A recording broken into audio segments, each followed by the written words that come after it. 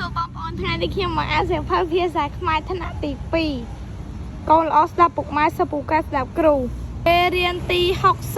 66រឿងចាបនិងដំរីអំណាននៅព្រៃធំមួយមានសត្វចាបនិងដំរីដណ្ដើមគ្នាធ្វើជាមេថ្ងៃមួយដំរីបបួលចាបផឹកទឹកភ្នាល់គ្នាបើអ្នកណាផឹកបានច្រើនជាងអ្នក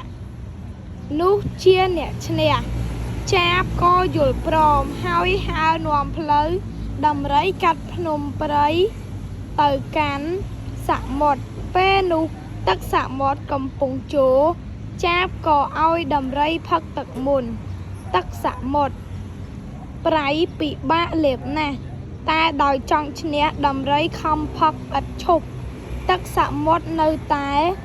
ចូលឡើងដល់ព្រោះវាទើបដំរីឈប់ផឹក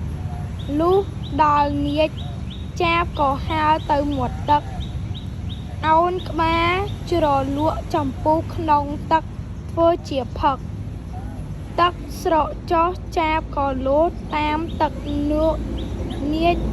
ធ្វើជាផឹករហូតដល់ជើងដំរីចាបផឹកទឹករហូតទាល់តែដំរីខាត់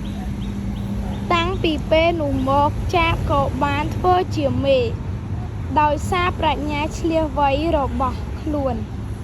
អរគុណជម្រាបលាបងប្អូនទាំងអស់គ្នាជួយចុច like និង subscribe អ្នកមួយផងដើម្បីឲ្យនាងខ្ញុំមានកម្លាំងចិត្តធ្វើវីដេអូបន្តទៀតបាយបាយ